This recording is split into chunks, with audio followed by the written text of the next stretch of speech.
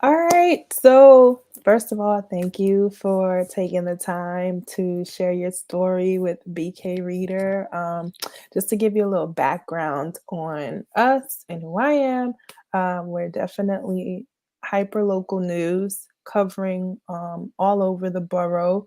I, in particular, my name's Natasha. Knows is what I go by, but I'm Natasha Anderson, and I love and primarily cover stories that are centered around entrepreneurs, business owners, and art and cultural stories. So I've been writing with the BK Reader since last summer. Yeah. So I've covered, different visual artists, Afro punk, worked with covering photographers, youth programming. The last article I did was with the Magnolia Tree Earth Center in Best Eye. And you are one of two articles that I have rolling out for the next week ahead. So just tell me a little bit about yourself, who you are, and what exactly is Brooklyn Fashion Week. Okay, so my name is Rick Davey. I'm originally from Trinidad. I started in the business through wanting to do film and TV, kind of transition from shooting photography into styling, transfer into style from styling on my own into styling professionally for, you know, BET and several other networks. And then I moved into styling for some of the Miss Universe and magazines. The general styling kind of worked. I was never really like what you would call a celebrity stylist. I was just a stylist. in my yeah. So and then when I left BET, having lived in Brooklyn and always liked the idea that working with some of the emerging designers back then in 2000, what was I think between 2010 and something like that, working with a lot of the independent brand that came out of Brooklyn and the Bronx and Queens. I used to work with them a lot to give them that opportunity to put them onto BET because it was a fresh new look and giving these young emerging brands an opportunity. Onto So after one of BET Six and Park because it was a left, fresh new look and giving these young emerging brands. It's working. Sorry. okay, I was testing looking at the live on the YouTube and it's working. okay. Okay, go ahead. Right. So yeah, then when 106 and Park, which was one of the main shows that I did on BET, kind of Mm, start coming to a close, and you know, I decided like Brooklyn is such a hotbed for fashion, and I had this idea in my mind that Brooklyn need to really have its own events and its own high-end shopping area, its own independent type of borough before gentrification came. I thought we just needed to have our own because I was tired of hearing people in New York City, oh, New York, New York, New York. And I'm like, Brooklyn is hot too, but we need a Fifth Avenue. We need to go and buy Gucci somewhere in Brooklyn. We don't have to go to Fifth Avenue. So my mhm. idea was to hopefully work with a developer and create such a thing like a Fifth Avenue. But in lieu of that, I also wanted to make a shine on what was happening in New York City with New York Fashion Week. So I'm like, we need to have our own fashion week. Hmm. So I did what I had to do. I took quite a bit to launch it because people didn't believe that anyone, editors, would want to come to Brooklyn. They say, why are Hmm. you going to do that? No editors, no fashion people want to come to Brooklyn. It's across the bridge. It's dangerous. They saw Brooklyn back then. So I really didn't listen to it because I figure eventually people will come to Brooklyn, and Brooklyn had its own community, so they would at least support it. So I decided to create it, Fashion Week Brooklyn, but I didn't want to create it where I did just a fashion week. I wanted to make sure it was aligned with a nonprofit Okay. so that the nonprofit will be able to support some of the emerging designers because I know a lot of these designers didn't have the money or the bandwidth business to kind of pay to have that seasonal fashion collection event. So I created a nonprofit to kind of support that. And that's where it all started in 2016. Okay. And the nonprofit is called what? BK Style Foundation. Okay. So you started BK Style Foundation in 2016. And Mhm. then how did the Fashion Week activities kind of build from that? Well, the nonprofit kind of started, and it was like a placeholder for the Mhm. Fashion Week. But right after that, we started the Fashion Week in May 2016. Okay. Nice. Yeah. So you're going into 7 years this year. No, no, no. What I'm saying, 2006, because it's seven. Oh, Yes, 6. I thought you said 16. yeah, no, seven. Wow. Yeah, that was not four. Because this is our 17th year. Wow. Yeah, Okay. A long 17 time. years. I mean, when you said seven, and I realized, wait a minute, it's not seven. It's so long. It's Yeah. 17 years. Wow. Okay. Yeah. So talk to me. What does 17 years of the nonprofit work and the Fashion Week, what does that look like in the past 17 years? What has that how has that community changed from when you first started? Oh, so much have changed. There wasn't even Barclays Center back then. So, Oh, my beloved Brooklyn, you're right. yeah, Barclays Center Wow. was when I Wow, first wow. started to just talk about building Barclays Center because when I first launched and I told all my friends about it, there was a I forgot his name and I'm so sorry I forgot his It's name. okay. But he had a right where Barclays Center is on Flatbush Avenue. He had a restaurant and a cafe there. It was called Mhm, something. Were you from Guyana or Grenada, one of those islands? And mhm. everyone would gather there and kind of hang out. Was like where the fashion people hanged out. Okay. Because, yeah, and it was right where Barclays Center is right now. And he said, "Oh, everybody said I took that evening, one evening in Mhm. 2006, and I said I made the announcement that I'm going to do the first Fashion Week Brooklyn under the Brooklyn Bridge at the it was called the Tobacco Warehouse. It was across the street from Oh, St. Anne's Warehouse, where St. Anne's Warehouse now moved into. wow. Yeah. So IKEA and none of those places was there. Nobody was doing anything in Dumbo. Dumbo was like always Dumbo, but it was not so active also. Yeah. so you sparked something very interesting in what you just said. In 17 years, so we're looking in a span of 2 decades essentially. Yes. You've watched the landscape, the Mm, infrastructure of Brooklyn change. mm-hmm. Um, your organization, your business has changed as Mm, well. yes. How do you feel, or what do you feel is the correlating energy between the two? How does the evolution of what Brooklyn becomes in business and communities and the people, how is that impacting the evolution of Brooklyn Fashion Week? That's a Do very good you feel that it question. is? It is, and it's good, and it's not so good. Okay, let's talk about both. It's good because now there's more people and we have social media and it's Mhm. easier to get your story out. Mhm.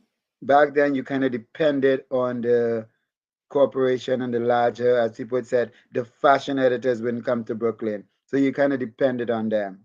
Mhm. Now you could really build your own community. And that's Mm. what I think has changed for me in so many ways because over the 17 years, a lot of people from Brooklyn who even live in Brooklyn still doesn't even know Fashion Week Brooklyn exists, Right. even Gotcha. over 17 years. So I kind of think I built a community around me because a lot of the major newspapers, even some of the black newspapers and politicians and black corporation, and they don't know I exist and they still don't even support. Mm. So a lot of that is kind of like really interesting to me more so, especially when we go through it, seeing that Black Lives Matter and all these things happen. And I'm still here 17 years doing this for my community and have kind of give so many creatives so many opportunities and still haven't had the kind of support that I thought I would have creating something like this for Brooklyn. Why do you think that is? Oh, What do that's a you really feel good is the question that reason? I rack my brain so many times to figure it out. Why? I'm thinking maybe they like the message and not the messenger. So I kind of blame myself Mm, and I'm saying, is it because I'm Caribbean and black and maybe if was someone else doing it? I do every kind of rational in my mind and still haven't tried to figure out why. I know I don't have a lot of funding, so it's come down a little difficult when you don't have funding because you have to have funding for PR and marketing. And when you cannot afford these things, it becomes a challenge. And always asking people to support you can be really challenging. So I kind of like don't worry about it anymore and just kind of use whatever I can and all the assets I have in my toolbox and try to make as much magic as I can each year to continue. Even during the pandemic, when we were on lockdown, I still had a way of doing the show. So we never stopped. We've been wow. consistently doing the show without Wow. any kind of large financial sponsorship. So, what does it take to coordinate a production of this size? How long in like planning, and what does it, how many people, what does like the size of your team look like? And then we were talking about funding. So like who's taking care of all of this? What does that look like financially in the commitment of building a Wow. production like this?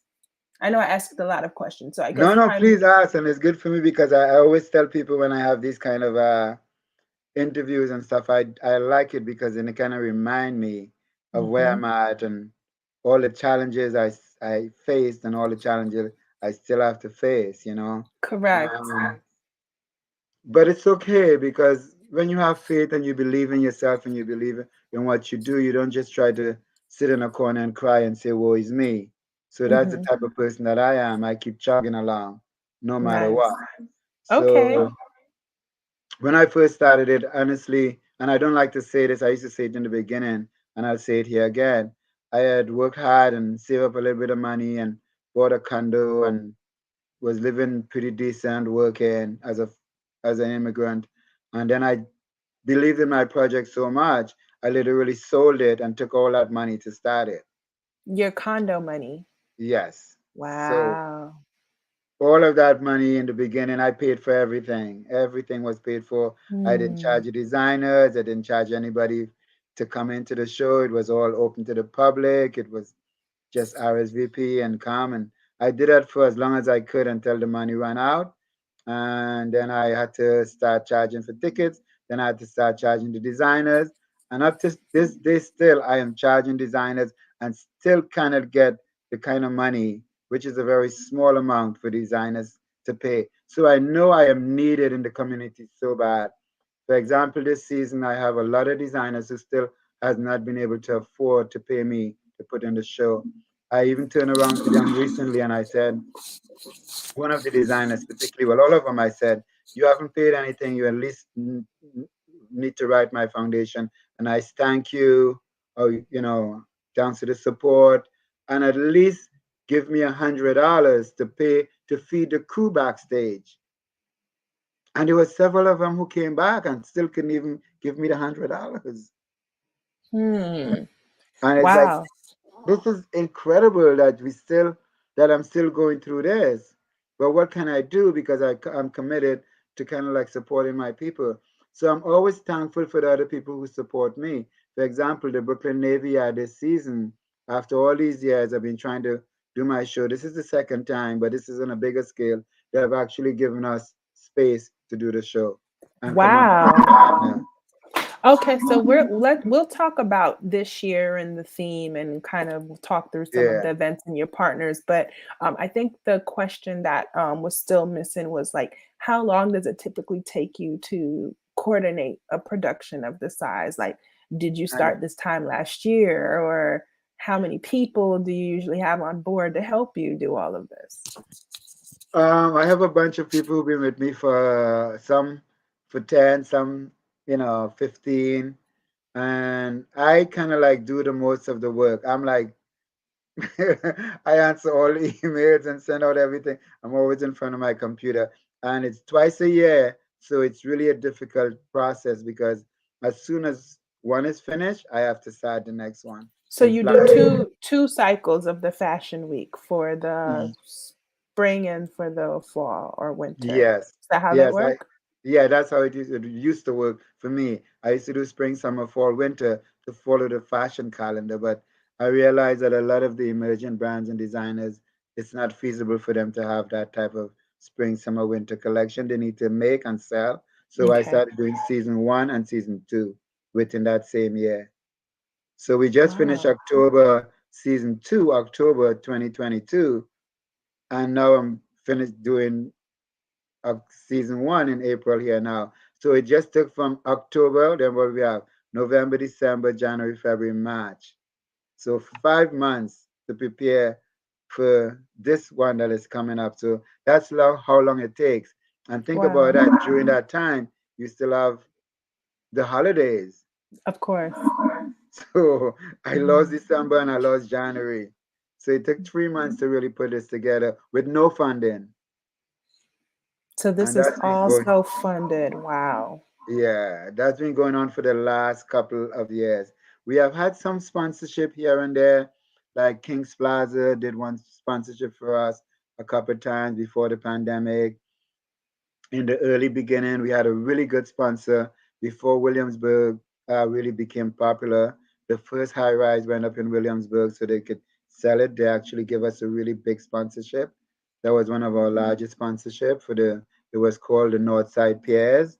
It was the Hmm. first high rise went up on the waterfront in Williamsburg. It wasn't even it wasn't fully gentrified as yet, and they used our event to kind of like sell their units. So that was one of our better sponsorship. We have had support from the Mary Markowitz, which was a longtime borough president, and he Hmm. has been, never give us any funding, but has totally been behind the project in a lot of ways. We were able to do our show a couple times when we didn't have any space to do it. He will allow us Okay. to do the show at the Brooklyn Borough Hall. Nice. Yeah.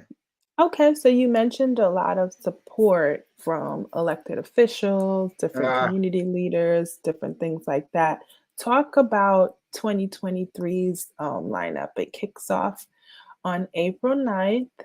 So tell me about this spring cycle. Is there a theme? Like, let's talk through some of the events. Okay, I just wanted to go back a little bit. That's another thing that I want to highlight. A lot of the elected officials themselves has not really supported me. For example, our current mayor, and I don't want to really go into it like deeply, but they know about my event. I know them all before when they were all council members, and they all have kind of like move on, and I have moved on. They haven't really supported in any big way. The only council member that I clearly could say have supported me is Senator Kevin Parker, who has given us a $10,000 sponsorship, and that was way back Oh, in wow.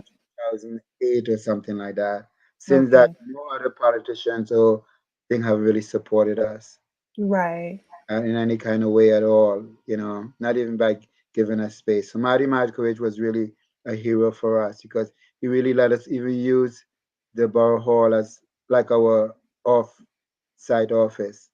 But going Hmm. to your question for 2023, which we are here now, after all of these years and challenges, what we've been pulling through, as I said, even during the pandemic. And we are not just local. The thing about Fashion Week Brooklyn, we are very global because we bring a lot of designers in.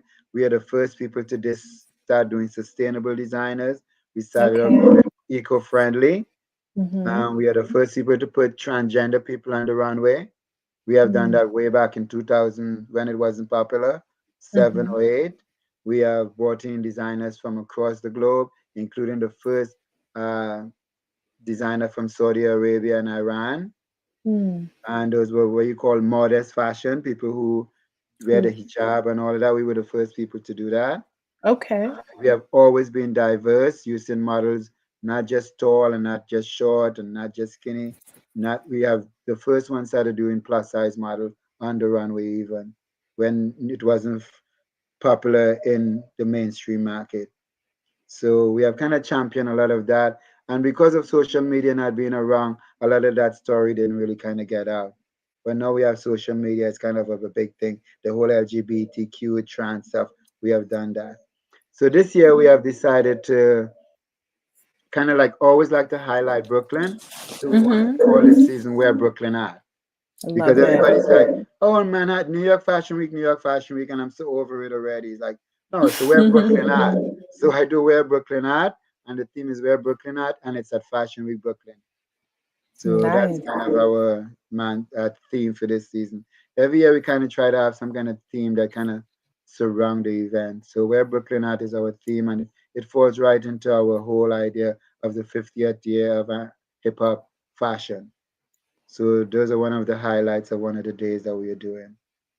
I love it. You have a very power-packed, lineup schedule. I Yeah. mean, from the Hip Hop 50 fashion show I see coming up. The one that really, stands out to me is this fashion metaverse. Let's talk about that. What is that, and what does that look like in the full experience of Brooklyn Fashion Week? Well, I've always loved the idea that we would do something. We always like to stay ahead of the game and in the game also. So I've always do stuff within the since the 3D and the Web3 stuff space started. So for example, last season we had like 5 young designers part of the nonprofit, Mhm. and we had a sponsorship from a company called Clo 3D, which is the top of the line browse design software for making web designs. And they sponsored us, and we had 5 kids in the class. And we had a sponsor from a company called Inwoven, and they paid for to teach the kids. And in 20 weeks, 20 hours, in a couple of weeks, they were taught how to create their digital design for the metaverse. And we showed. Wow. And in this season, I have always been working with a partner of mine. Her name is Claire. She's from the UK, and she's been one of the champions for digital fashion. So I've been one of her partners on Digital Fashion Week. So she do the digital side, and I would do the physical side, but we would bring them together. So Okay. So is that so that's I see that it's that one's streaming um on social media. So that yeah, will be designs and the models themselves are all um 3D. 3D. Yeah. Wow. So we have a Okay. couple of designers, and what we'll do with that, what we'll do, we're gonna upload some videos to show the digital design, some Mhm. photographs, and we're gonna have on the Monday with that Web3 metaverse thing, April 10th, we're also gonna have a 12 o'clock and 8 o'clock. We're gonna have an IG live to talk about the intersection between physical and digital fashion. So we have 2 panelists, and we're going to do an IG live, and they're going to talk about how the intersection work because they are really big in that digital space and why Okay. it's so important to bring those two things together. And then on Mhm. April 11th, at the Brooklyn Library, because we have a partnership with the Brooklyn Library, they have a design school class there, the Brooklyn Fashion Academy, and their designers usually would show with us. So we're going to do a Mm. movie night out, and in that movie night out, we're going to show some digital short film within that fashion digital realm. That's amazing. I will just add one note for the Fashion Metaverse one. It didn't have a time on the website, so just a note for that. It doesn't Yeah, have a we got the because it's going to be all day where we're going to be posting Oh, I those got videos and you. So stuff. you just keep watching those. Yeah, Got and then we're you. gonna have the panel discuss the IG lives at 12. We just added it because we just confirmed the panelists. So Okay. we're gonna have that at 12 noon and then one at 8 p.m.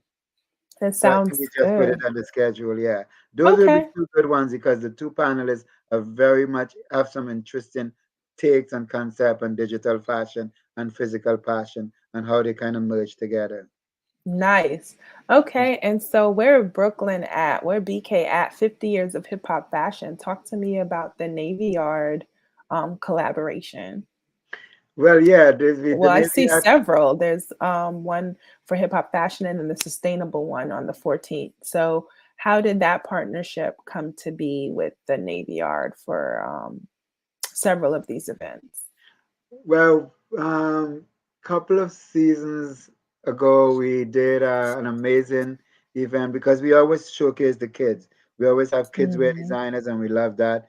This year, we always kick it off at Kings Plaza, but during the pandemic, Kings Plaza was closed down, so we couldn't do it at Kings Plaza. So we did it at the Brooklyn Navy Yard. They were very accommodating, and we did it. Everybody was safe and masked up and whatever with the COVID, and we did it outdoors, which was Mm. amazing outdoors. We did it at the Navy Yard, and we had the kids, and we had a whole Brooklyn drum line.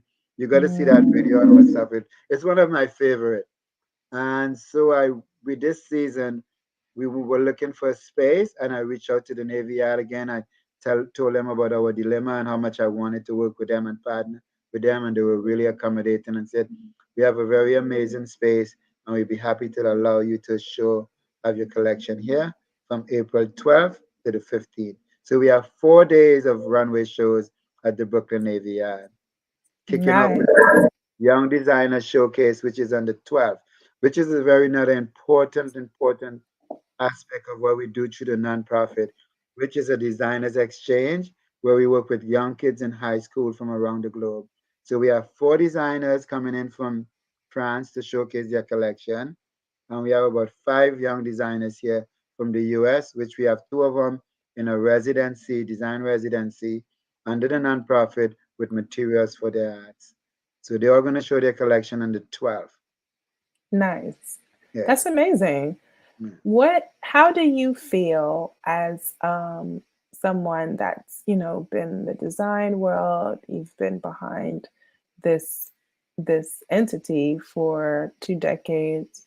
One of the things that we do see that's constantly changing, but is present, right, is this idea of sustainability and fast fashion and our eco footprint.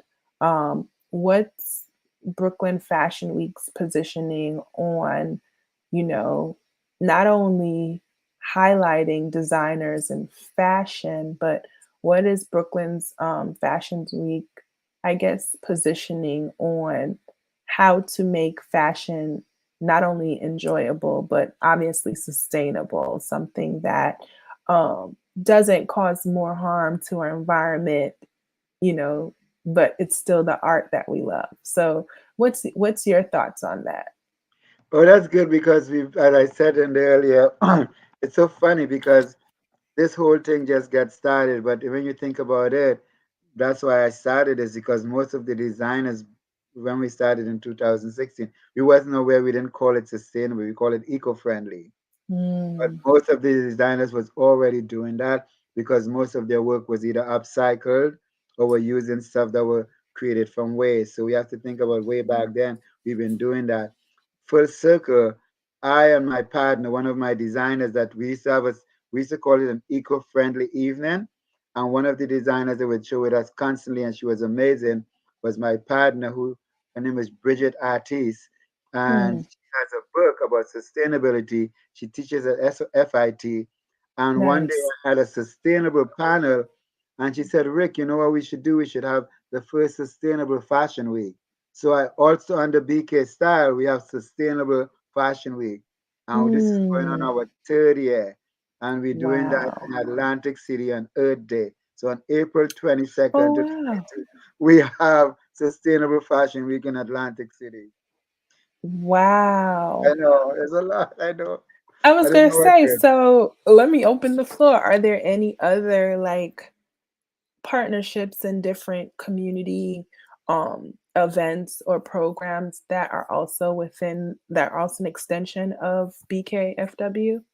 Yes, that's why we have. I am on the board of Materials for the Arts. I'm one of the board members, and that's one of the most sustainable places to me, and I think it's amazing. But Bridget and I am now on the board, and we created the first designer in residency at Material for the Arts. So that's one of our big partnership that we really like, and so we've been supporting the designers. I have a program also called Stitch for Success, where we would Mhm. collect sewing machines and sewing items from people who no longer use it and would give it to designers who need it. We actually just this season we just transferred 3 sewing machines to some of the designers who are actually showing their collection at Fashion Week Brooklyn because they didn't have Wow. sewing machine. They were all hand sewing or their machine were broken. So we were able to give them fabric and we just got a true material of the art. We got a big donation from a company called Hot Socks, and Hmm. we had the designers create garments from the socks. Wow. Mm. Listen, you definitely have your work cut out for you, but it sounds like you have a growing community of supporters, of designers, and partners and sponsors. And each year just seems to continue to get bigger and better. What's something that you want our audience to know about this work, about your future, your vision? What partnerships would you like to see happen? Just share with us what do you envision will be the future for BKFW? Wow, that's a good question. I think the partnership, like what we have with the Brooklyn Navy Yard and now what we have with you guys, kind of BK Reader, giving us this opportunity to share our story. I think that's why I envision. I envision more of those type of partnership, even some alliances um, from the larger corporations that could support what we do, that would in turn not support us, but really reach the community of some of these young people that really need it, that need this type of opportunity. So this could be, I always say I see Fashion Week Brooklyn as a stepping stone for a lot of younger people who are now starting their fashion career. So they could start with us and then head out to New York Fashion Week, London, Paris. But it would be great for us to have us as the stepping stone if we could kind of get the corporation and financial support that we need to make sure that it works and it operates in a sustainable manner. Talk about sustainability because we also need to be able to sustain this in a way that is not so much stress on me and on my small team that works with this. So we do really need the community to come out at large and really kind of support and some of the larger corporations in Brooklyn and some of the creatives in Brooklyn to really lend their voice to what we are doing and really help us champion Brooklyn as the next fashion destination. Because I think Brooklyn is such a borough. I did a post recently and I said, Manhattan has a beat, but Brooklyn is the vibe. Hey, I love that. You know I'm gonna use that. I'm gonna quote you. I'm gonna quote that you said it. Yeah. It's so true that Yeah. So speaks we for kind of set the itself. pace, you know. So I'm really excited about Brooklyn. As you said earlier too, I like the idea that we have grown and see the changes in Brooklyn and we all are happy with it. You know, I live in Bushwick and now we have coffee shops and I could go have a glass of wine around the corner. You know, good thing before you tell people you live in Bushwick, they'll be like, Bushwick? Oh, you Right? live You in Redwood? Yeah. You know, no, we all live everywhere from East New York to everywhere. Brooklyn is just really come full circle, and I think it's even going to get bigger. And I'm happy to be part of that growth. But I really want us to champion that we own fashion. Just as people cower to go to New York Fashion Week, I want them to feel the same thing that they could come to Brooklyn for Brooklyn Fashion Week Brooklyn. Because I kind of flip the switch. I don't like Brooklyn Fashion Week, even though I own the handle, I really like it to flip it the other way. So we have Fashion Week Brooklyn. I was So going to ask you that because the website looks like Fashion Week Brooklyn. yeah, that's what it Mm-hmm. is. It's not Brooklyn Got Fashion Week. you. A lot of people slip up and say because it's easier to say like New York Fashion Week, you know, Paris Harlem Fashion Fashion Week, Week. London Fashion Week, but no, we have Fashion Week Brooklyn. So you have to Okay. kind of say it in that kind of way. I'm going to add that for context too. It's Yeah, Fashion Week Brooklyn for Brooklyn, that. Yeah, yeah. because you got to say it like that. That, Brooklyn. I yeah. love it. I love it. I love it. Your energy is so good. Oh, thank Um, you. okay, so I did think I was done, but I'm not because other questions That's are okay. coming in. Don't mind me. It's a writer's thing. Okay. So let's talk about some things. All right, this is like current event type stuff. I just want your insight. Yeah. So we'll start with how do you feel about designers? So it's no secret that we often see, especially in high end designs, where they're literally stealing. They're literally stealing from the creative visions of Black and brown designers. Mm-hmm. Um, and they're not crediting, they're not attributing, they're not bringing those designers to their fashion houses to do Mm-hmm. collaborative works. They're just stealing it outright.